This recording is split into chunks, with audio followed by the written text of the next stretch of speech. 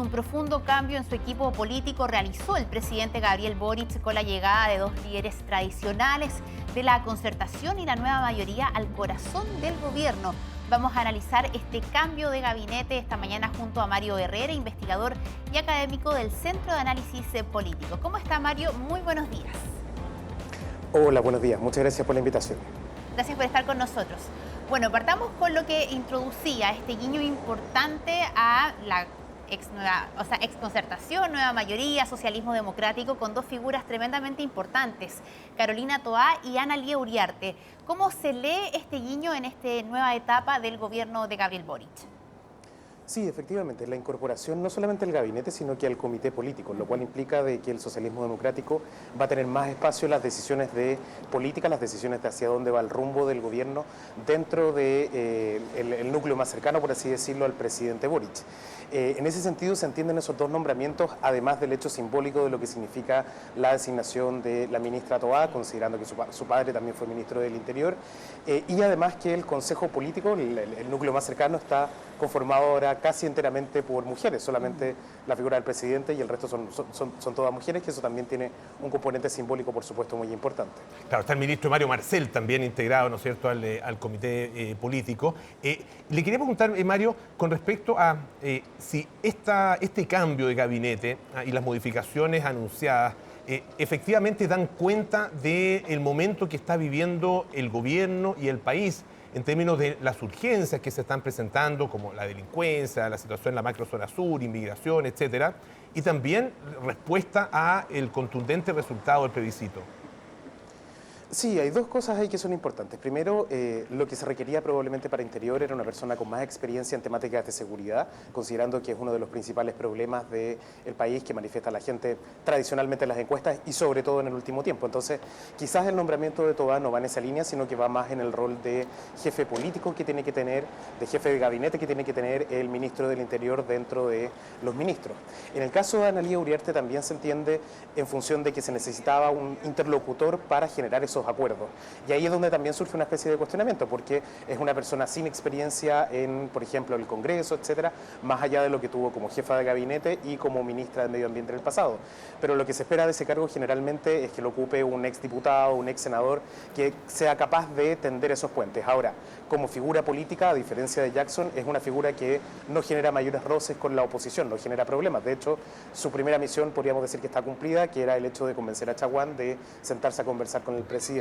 Pero esa articulación de acuerdos y lo del proyecto de ley de manera más fino, del trámite legislativo, de la técnica legislativa, por así decirlo, es sin lugar a dudas uno de los posibles cuestionamientos al nombramiento de Ana Lía Uriarte.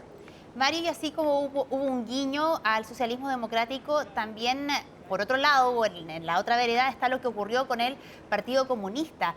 Desde la oposición decían incluso que casi que fue un premio de consuelo integrar al comité político a la ministra del Trabajo, luego de lo que pasó también con el subsecretario Nicolás Cataldo, que duró menos de 2 horas en el cargo del Interior de esa cartera, reemplazando a Mario Marcel. Finalmente, ¿cómo se lee el rol de Manuel Monsalve.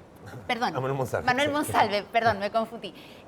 Finalmente, ¿cómo se lee el protagonismo o no protagonismo del Partido Comunista en esta segunda etapa?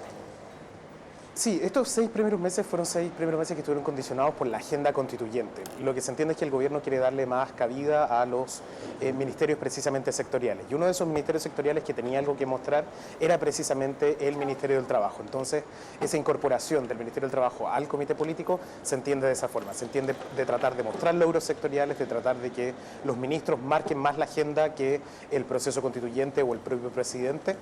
Y además, el hecho de la incorporación del Partido Comunista, que de alguna forma logra mantener los equilibrios también dentro de ese gabinete. Los presidentes en el pasado le han tratado de dar esa impronta precisamente al comité político. En el caso de Piñera fue a través del Ministerio de Desarrollo Social, en el caso del presidente Boric fue en un principio a través del Ministerio de la Mujer y Equidad de Género y ahora a través del Ministerio del Trabajo. Son parte del diálogo. Lo importante ahí es qué es lo que va a hacer la ministra del Trabajo dentro de ese comité político, cuál va a ser su aporte político hacia la gestión del presidente, y ahí es precisamente donde surgen dudas, porque es un ministerio sectorial, no es un ministerio característicamente político. Ahora, justamente en relación con el Partido Comunista y con la figura de Nicolás Cataldo, él bueno, surge el escándalo, ¿no es cierto?, a partir de sus tweets antiguos, de sus palabras en relación con Carabineros, y de alguna manera, sobre todo los partidos de derecha lo vetan. Y dicen, no nos vamos a sentar a hablar con él, no lo vamos a recibir en el Congreso. ¿Es efectivamente una especie de veto al Partido Comunista en la cartera de Interior, en cualquier cosa relacionada con específicamente los temas de seguridad? ¿Lo ve así usted o no?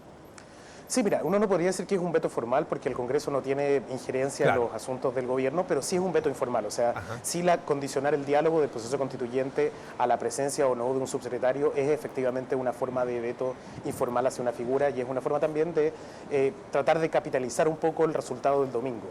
Pero lo que no está entendiendo bien la derecha ahí es que el resultado del domingo no es propio de la derecha, no es solo de la derecha, sino que además es la suma de la derecha con la centroizquierda, con un descontento y con una serie de otros factores que influyeron en ese resultado. El resultado no se capitaliza así, el resultado se capitaliza a través de una proyección hacia el futuro. Y es precisamente eso el grado de incertidumbre que tenemos durante estos días, que se necesita generar un acuerdo y precisamente se necesita que esa parte de la oposición se junte con el gobierno. Me gustaría, Mario, hacer un foco en la figura de Carolina Toá, entendiendo que toma el Ministerio del Interior, un ministerio tremendamente importante. Usted algo hablaba del simbolismo incluso por lo que hizo su padre en ese ministerio también, pero más allá de eso y de la trayectoria política de Carolina Toá, que la hemos conocido ya durante años, quisiera preguntarle cómo la ve a ella en desafíos tan importantes como la seguridad, por un lado, y sobre todo lo que está ocurriendo en la macrozona sur. Sí, hay una diferencia probablemente entre Isquia Siches y Carolina Toá. Las dos comparten un mismo elemento, ninguna de las dos es experta en seguridad, pero las dos comparten el elemento de que, pero las dos se diferencian en el sentido de la carrera política que tienen construida. Yo no tengo dudas de que Carolina Toá sí se va a hacer asesorar por personas que sean expertas en seguridad precisamente para el manejo de ese tipo de cuestiones. Además es una persona con experiencia, por lo tanto, traspiés como el del inicio de la Araucanía probablemente no los veamos en el caso de Carolina Toá. Lo más cuestionable de su nombramiento es este juicio de cuentas pendientes que tiene con la Contraloría, las polémicas que generó su gestión como alcaldesa, etcétera, más que el manejo que vaya a tener en términos de seguridad. Yo creo que es un nombramiento que relativamente deja tranquila a estos dos espíritus que tiene ese ministerio, ese espíritu más político, pero también el espíritu en torno a los temas de seguridad, donde probablemente los subsecretarios, el subsecretario Monsalve y el subsecretario de Prevención del Delito, vayan a tener un rol más importante de aquí en adelante también. Claro, de hecho ya Monsalve ayer tomó un rol muy importante. Muchas gracias a Mario Herrera por todos los detalles. Buenos días. Muchas gracias a ustedes por la invitación.